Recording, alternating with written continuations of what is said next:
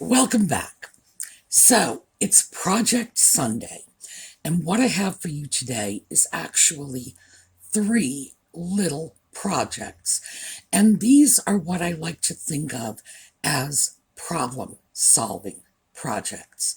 We're not going to be creating anything new or exciting. What we're going to be doing is sort of dealing with some functionality and cleaning issues, the kinds of things that are really likely to come up with resale or just functioning around your home. So, when we come back,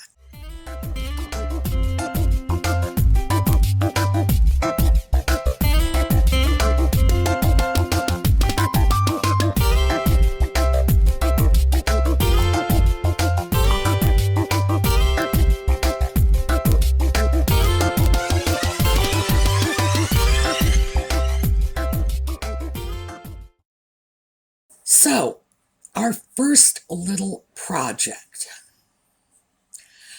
Remember this is the platter that was the giveaway for last Sunday's video, the one where we introduced Allison Singleton, who does the China Repair Studio, and she mentioned that she got started because she likes blue and white Chinese porcelain. So I thought, how very appropriate. But this piece had probably been, sitting on a shelf somewhere for heaven only knows how long, and it really needed a good cleaning. Well, with a piece like this, you don't just wash the surface. I suspect it had been sitting on a kitchen shelf because inside all of these little holes in the reticulation, there was just gunk and grease and dirt, and it was just a mess.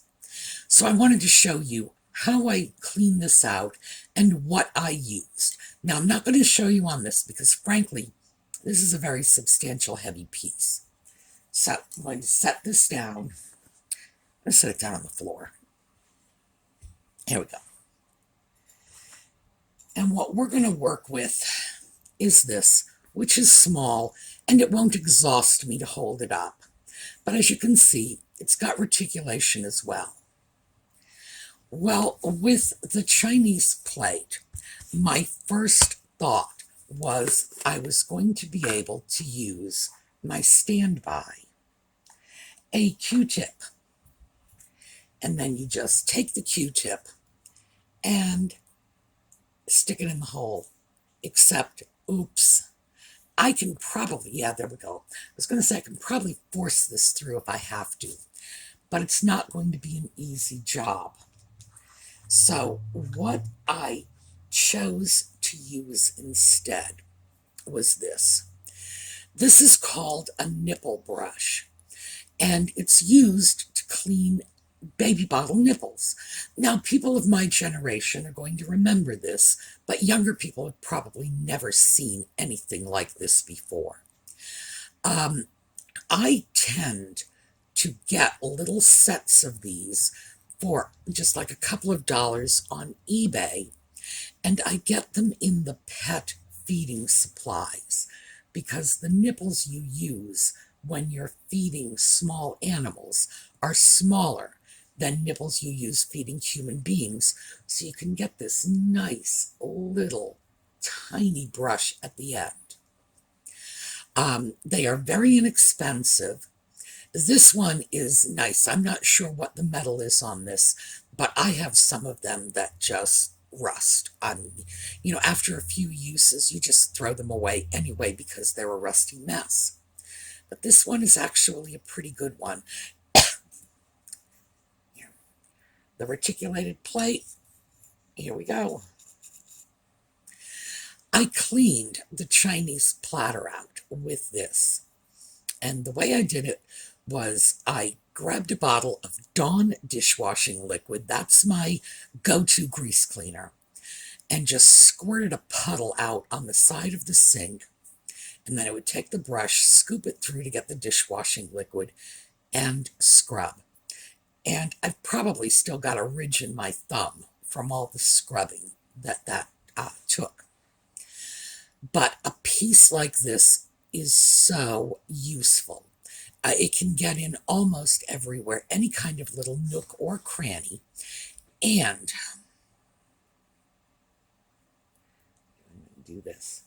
You notice I can bend it. Oh, and then I can bend it right back.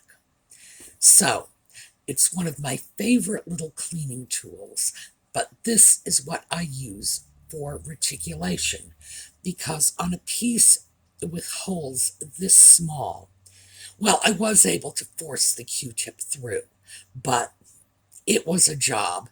And certainly these, you see the smaller holes up at the top? I can get this through. Can you see that it's poking through the other side? Whereas there's no way I could get a Q-tip through there. So, very useful, much, much better than my Q-tips or even a human baby bottle brush. And while we are at it, I wanted to share another animal-related cleaning tool with you. All right, so you know I love toothbrushes for cleaning here. Here's your toothbrush, normal size toothbrush. Look at that. This is not a human toothbrush. Let me see if I can show you. Hearts. This is a dog toothbrush. You can get them anywhere. You can get them at pet stores. I usually get mine at Walmart or online because they're a lot cheaper. This tiny little head will get in almost anywhere. Also, the bend on this part, you can get in and scrub the underside of. All right, here we go. Fortunately, I have something handy. You notice the way there is an area inside that you have to scooch around. You put something like this in, and you can get right up under, around these rims and get into the bottom. So this is another one. If you have a chance, pick one up. I probably shouldn't say this. I used to brush my dog's teeth, which is something you should do, and it's more essential for some breeds than others. My Hannah was a pit bull, and she's what they call a soft-mouthed dog. A lot of gum and tissue around the teeth. So you really need to brush your pit bull's teeth. I think with some breeds it's not quite as necessary, but this is Hannah's ex-toothbrush. And when her toothbrushes would get worn, oh, they were my favorite cleaning tools. They would go into, the cleaning supply bucket a lot faster than my own toothbrushes. So, yeah, I did change her toothbrush more often than I changed my own. But very, very useful size and shapes. And I wanted you to see this. So, that was one. Well, it's not a resale item, it's a giveaway item. But of course, I originally purchased it with the idea that it was going to be a resale item. And when you do that, you do have to clean them. You can't send something to somebody's house with like a layer of grease in. Well, I can't. So here is another item. This is little salt and pepper sellers.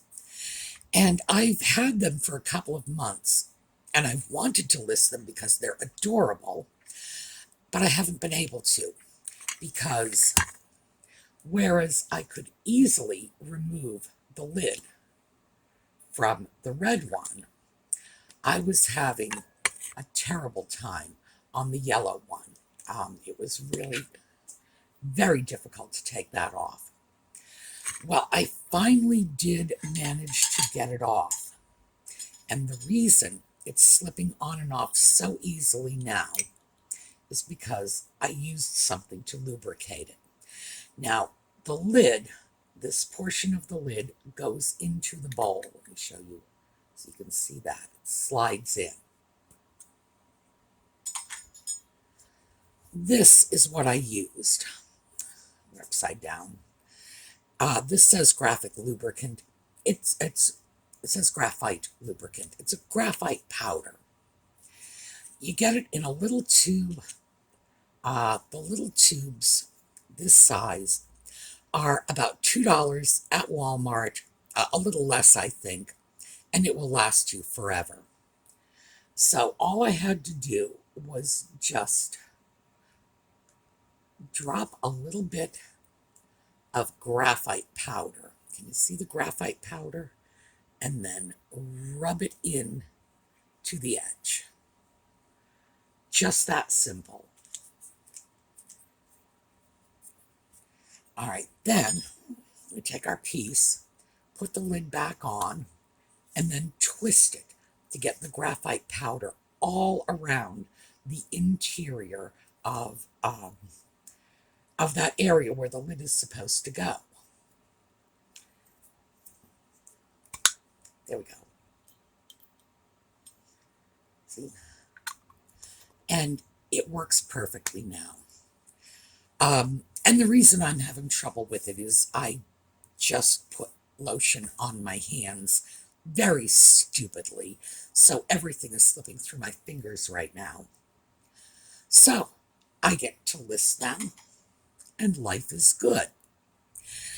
Graphite powder will handle all kinds of lubrication jobs. Now, there were a couple of other choices I might have had on this, but because this is enameled metal, other things you can use. You can take chapstick, totally food safe, run a thin layer of chapstick, and that should lubricate it.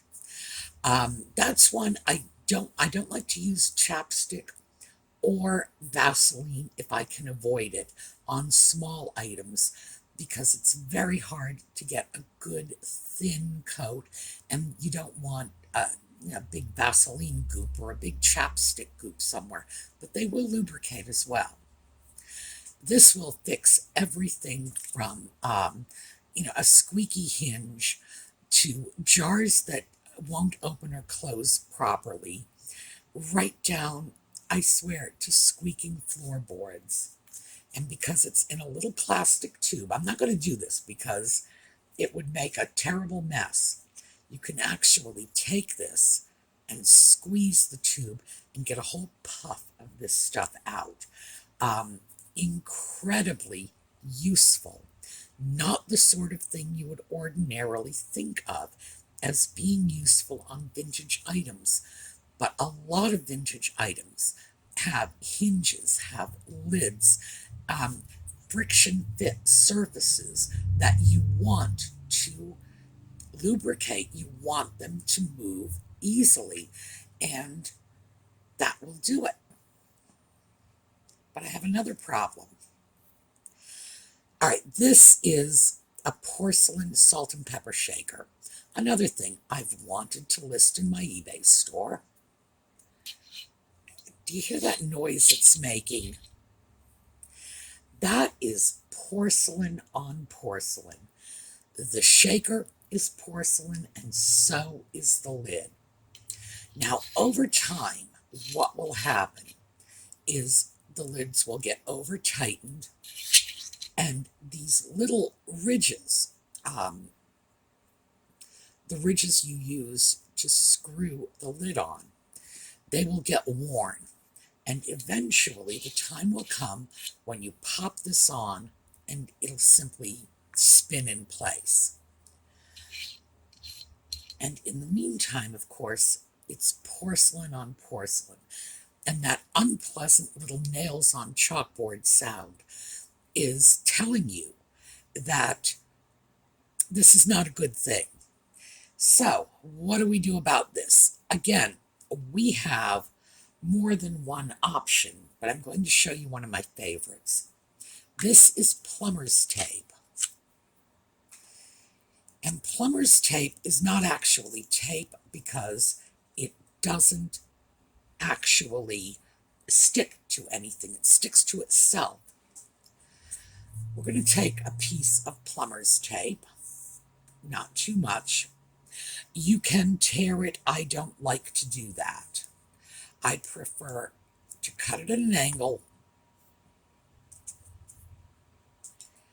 And then we are going to wrap right around our little screw end here.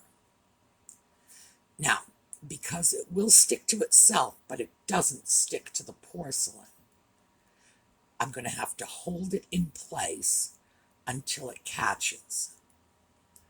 Now, you notice that if you look at it like this, I put the tape on in a clockwise direction.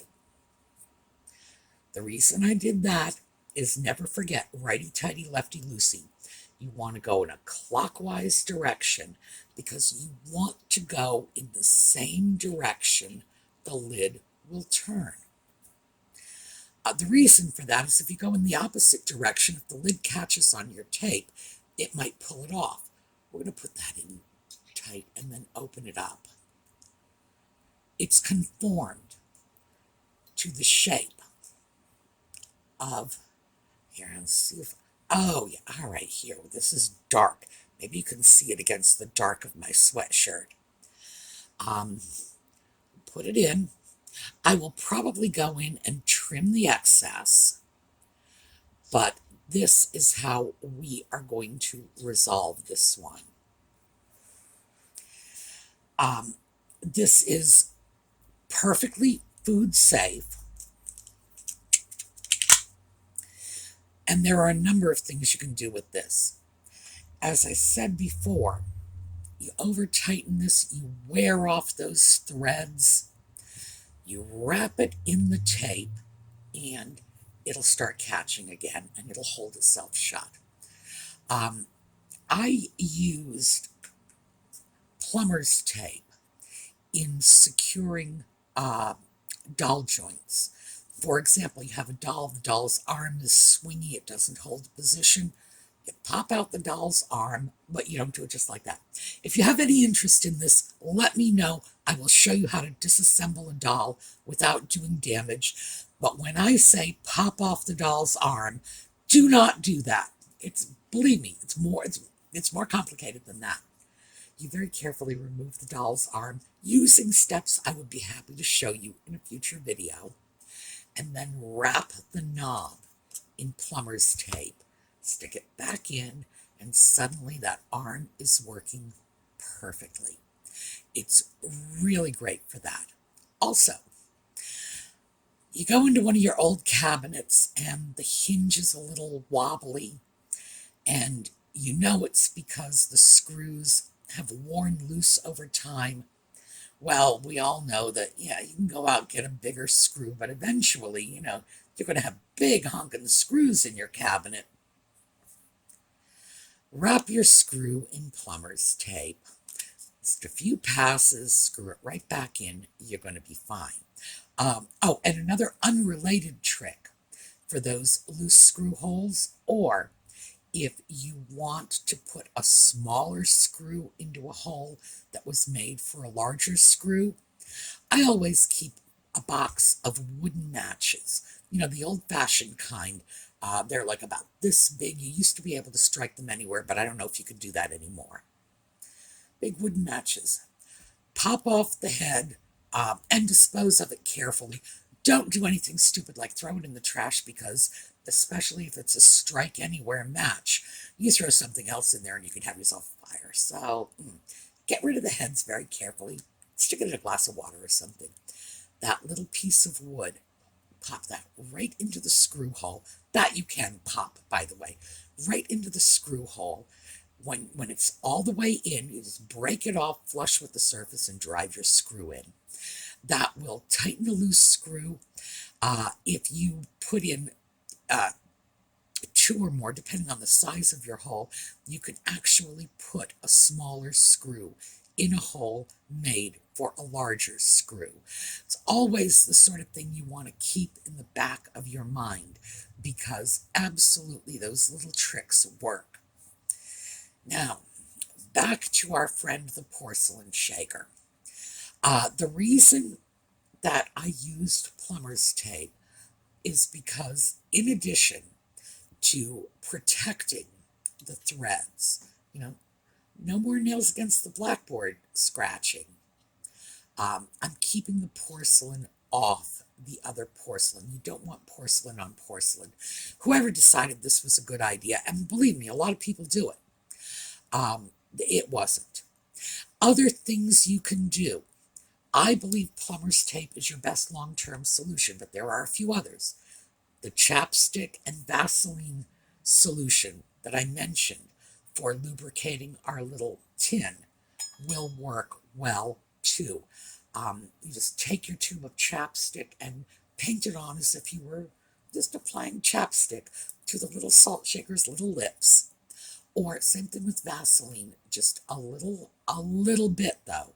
This is one of those things where you want enough so that your fingertip is shiny, but not enough so that you can see a glob of Vaseline on your fingertip.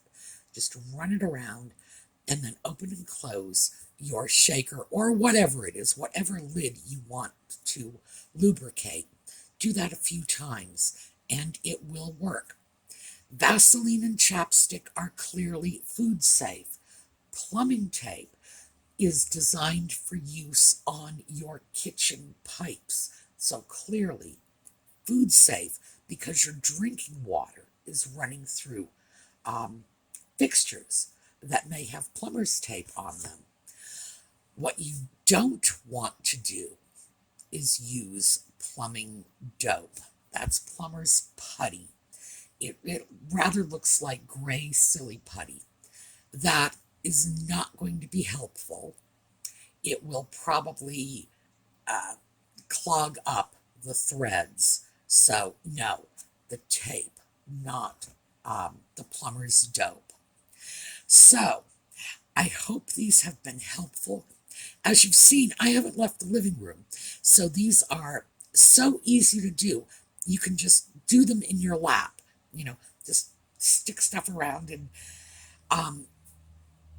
but remember, when you are reselling old items, old vintage products, you want them to work properly.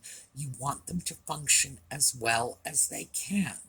The reason that this little set has been with me for so long is not being able to remove that lid. There was no way I was going to be able to sell it. I can't sell something and say, well, you figure it out on your own. No, they have to work properly. And so now it gets listed. This piece, yes, to be perfectly honest, I could have sold it as is, but I'm giving my buyer a problem down the road because I've seen too many of these little porcelain on porcelain shakers that over the years have loosened up, the lids don't tighten anymore, etc. I don't want anybody, 2 years from now sitting back saying, well, geez, this is what she sold me. Look at the mess it is. I want it to work. I want it to work properly for them. And I don't want them to have problems down the road because these are my customers. And I hope 2 years from now, they're still going to be my customers. But if their salt shaker isn't working, the odds of that are not too good. So always remember that you don't want to give someone a problem or a headache down the road. And same thing with the first project that we discussed, cleaning out those little openings in the reticulation. I'm tempted to call them reticules, but they're not. A reticule is an old-fashioned woman's evening bag. The little reticule holes. I don't know if there's a name for them, by the way. I really don't. You don't want to sell something to somebody that has a 20-year-old layer of somebody else's kitchen grease trapped in the nooks and crannies. You want it to be clean. And sometimes cleaning the difficult ones can be quite a challenge. Small areas, you have to stick stuff in. I recently did a cleaning project in the bottom of an antique chocolate pot that, because I have large hands anyway. And I don't have any little kids. Boy, if I had a little 5-year-old, just say, here, grab this little scrub brush and put your little paw in there and work that out for me. Tried to get Audie to do it, but he was not interested. Trying to figure out how to get something inside the pot and scrub it out. By the way, I used this to do it, and it really worked well because I could get it in, and this extra little turn in the brush handle made it possible to get in and scrub it very well, because you don't want to sell somebody something that's filthy inside. Well, at least I don't. So that's what this is all about. And as I say, it's applicable in other areas of your life as well. If that kitchen door squeaks every time you open it, if that floorboard just creaks whenever anybody steps on it, although, I'm sure for some of you that's probably a good thing. It'll tell you when the kids are sneaking down the stairs at night. The jar lid that is just such a chore to open and close. Basically, we're dealing with cleaning and lubricants today. So, I am working on some new little slideshows to end our videos, and I think I'm going to be able to get a new one for this one. Fingers crossed. But that's what we're going to have. We're going to have a little slideshow, get something interesting in there. I will see you all next week. Let me see, how do we do this? Yes, I will see you all next week, Sunday. So it will be Thursday night for book club, and we're rolling some of the Wordy Wednesday content into book club on Thursday night. Feel free to join us. It's a very small group, but we can make room for more. And then we're going right back to the regular thrifting and projects and information videos on Friday, Saturday, and Sunday. All right. I hope you guys have a terrific week, and I look forward to seeing you, well, if not on Thursday night for book club, definitely on Friday. So take care. Have a good week.